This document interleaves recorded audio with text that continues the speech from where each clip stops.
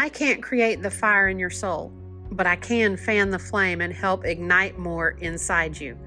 That's my prayer and my sincere hope. More power in your spiritual walk, more clarity in your call, more wisdom in your business practices, more boldness wherever you are called to burn bright for the world to see. So come on in, grab your coffee, and let's spark a conversation that ignites more in your life. Hey, everybody. Welcome to the Igniting More podcast. I'm Connie W. Coleman, and I am thrilled to have you here with me today. Today's episode is in partnership with Heartbeat International, and I'm very honored to have this opportunity to spend a little time with you today. The name of this podcast, this work, grew out of walking through my own life, my own professional life years ago. Igniting more. It is my why, if you will, my mantra, my goal, and really, if I'm honest, it's my passion and my heart behind everything that I do. I desire to ignite more in those around me, but we'll dive into that more in a minute. I share that as it's fitting to start our series with a testimony of what we're going to be discussing today. So today we're talking igniting more in you and your organization. So if y'all will stick with me, I have notes in front of me so I don't miss anything. I have notes on my computer. So we're just going to dive in. So how do you go about igniting more in you and your organization? I want to begin with a question. Do you know why you get paid? Yes, why you get paid. Truly.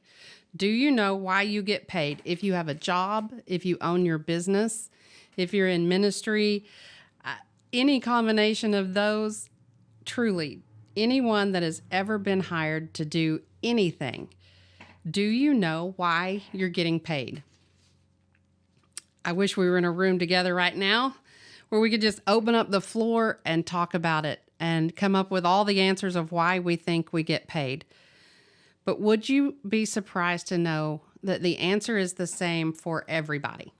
We all get paid for the same reason. Now, the how, that differs wildly, but the answer is the same. You and I get paid to solve a problem. The better problem solver you are, sometimes the more you get paid. But let me say that again because it really is that simple. You and I get paid to solve a problem. In order to help flesh that out, let me use myself as an example. So I am a concierge consultant. I get paid to solve a problem, shedding light on organizations' effectiveness, efficiency, their inefficiencies in order to help them reach their full potential. That's the problem that I solve as a concierge consultant. As a fundraising speaker, I also get paid to solve a problem. The problem? How to communicate an organization's mission and vision in a way that compels their community to desire supporting them in a new or increased way. And as a Christian speaker and author, yes, even then, I'm still getting paid to solve a problem.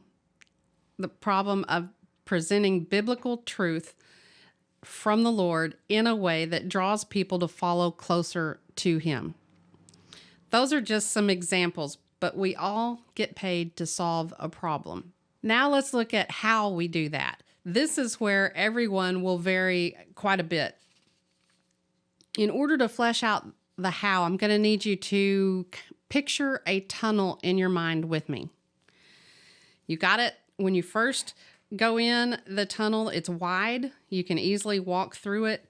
Think of carrying all the things with you that you can do, like a big duffel bag full of all the things that you can do. That tunnel may even start off wide enough that there are others with you. Others that can do some of the things that you do. What do I mean? Some of you can do technology. I'm not great at it. Some of you can. Some of you say, well, I raise kids, or I bake, or I'm a great leader, CEO. All the things that you can do. And I want you to truly, even if you need to pause this, take a minute and write them down.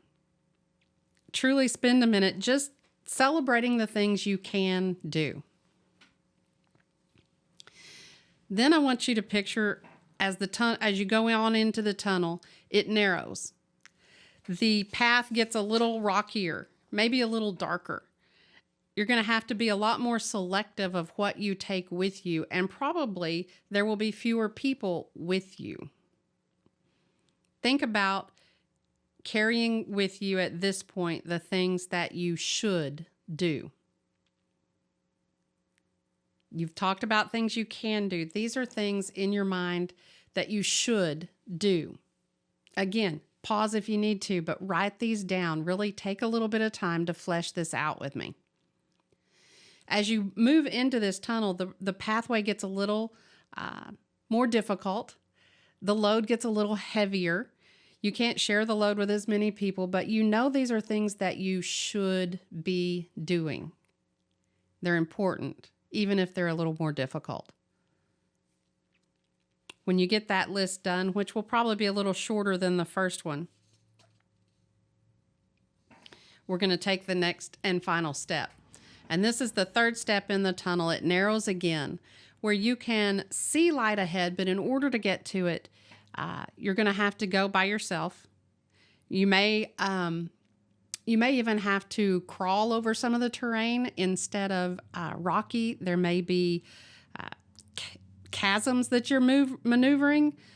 The tunnel's narrow enough now that you can't carry much at all. You may even have to continue climbing or crawling, but at this point, all you can manage to take with you is the one thing that you must do. It's that thing that drives you, that is the heartbeat, if you will, of all that you do. That thing that you can't not do. Jeremiah explains it this way: but if I say I will not remember him or speak any more his name, then in my heart it becomes like a burning fire shut up in my bones, and I am weary of holding it in, and I cannot endure it. The one thing that is that fire in you that you can't not do. Again, if you need to shut this off or pause it for a minute and think through that, please take the time to do that. This is vital to figuring out your how. Why did we just do this? Because there's one last step. The one thing that you must do, I want you to think it through far enough to get it down to 2 words. Now, I've shared mine with you and you didn't even know it, but mine is igniting more. Yours, you'll get down to those 2 words. Spend time with it, sit in it if you need to until you get there. Those 2 words help you delineate your success. So how does this help? Well, remember my first question about why we get paid: to solve a problem. I listed my top jobs, and that translates loosely into solving problems. But we also said that for each of us, our how would vary. So my how is igniting more. So if we go back to the examples, what defines us and delineates our success? As a concierge consultant, yes, I get paid to solve a problem.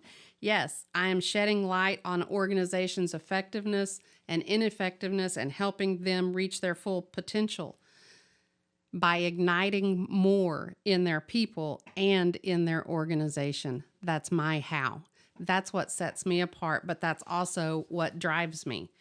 As a fundraising speaker, yes, I get paid to solve a problem. How to communicate the organization's mission and vision in a way that compels their community to support them in new or higher levels by igniting more in their audience and their supporters. That's my how. Again, as a Christian speaker, I get paid to solve problems. presenting the biblical truth of God by igniting more in their walk with the Lord and their passion to see Him at work in and through their lives. So why did I say we delineate our success instead of just define it? Delineation carries two parts to it. And we're going to delineate our purpose. We're going to do that by, number one, describing or portraying precisely. We've delineated our success by describing or portraying it precisely. Now, why? So if you are doing a SWOT analysis, that's a big thing. Let's look at our successes, our weaknesses, our opportunities, and our threats of an organization or even your own personal ministry and what you're trying to do. If you don't know what your success is, what your piece of success is, if you have not delineated your success, what are you analyzing against? What's your backdrop? So if I say this event or this podcast was successful, how do I know it was successful if I have not compared it to the backdrop of igniting more in others? I don't. It just is an assumption that it was successful. Or I might start to say it was successful based on numbers or clicks or whatever the standard is out there, other than did it ignite more in others? Did it cause others to take the next step or to make the next move or to live more excited about their walk with the Lord? We cannot rightly assess who we are, what we're doing, or what the same with our organizations until we have delineated our success. What else does it allow us to do?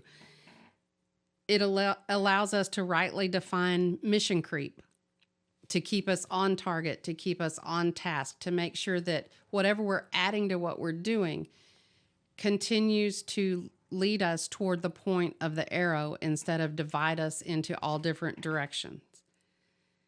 It rightly attributes chaos.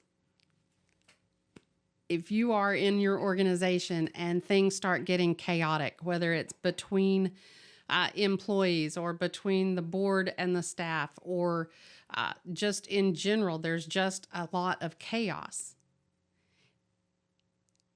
You can't define it or rightly attribute what it goes to until you know what success looks like in that place.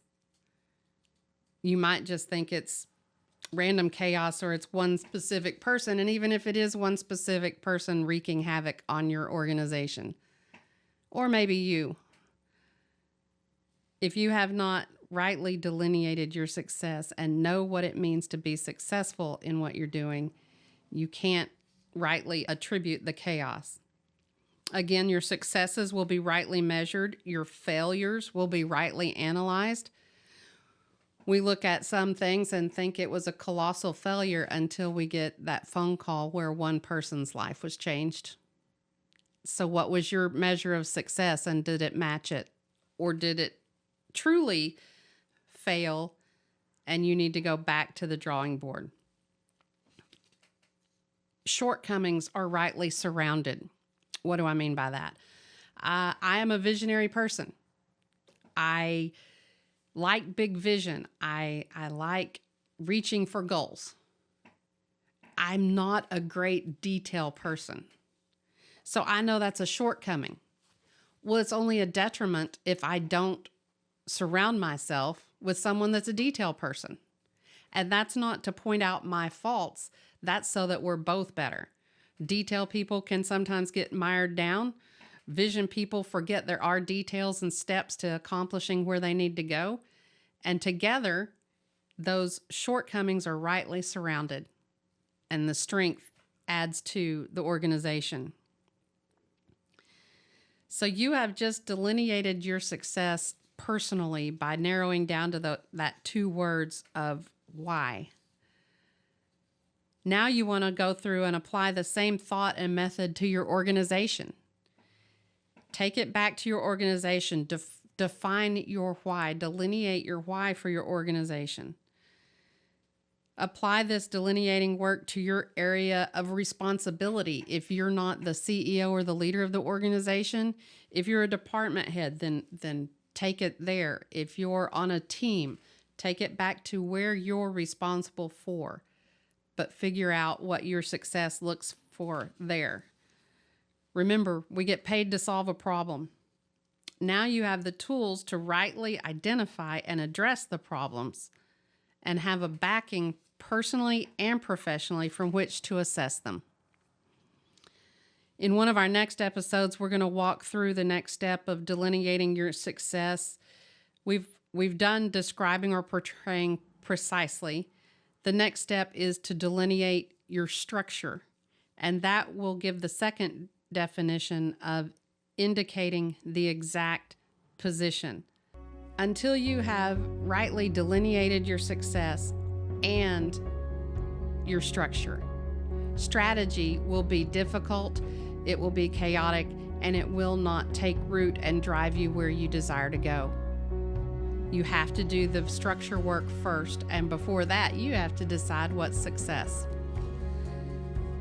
So I hope that as you take these tools and you apply them, that you're able to truly go back and look at that tunnel and figure out where you are in the tunnel and what your goal is, what your 2 words are when you come out the other side. It will drive everything you do, and I believe you'll begin to see how the Lord's been using it all along.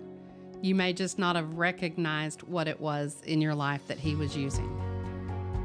For now, thank you for jumping on with Igniting More, and we will see you next time.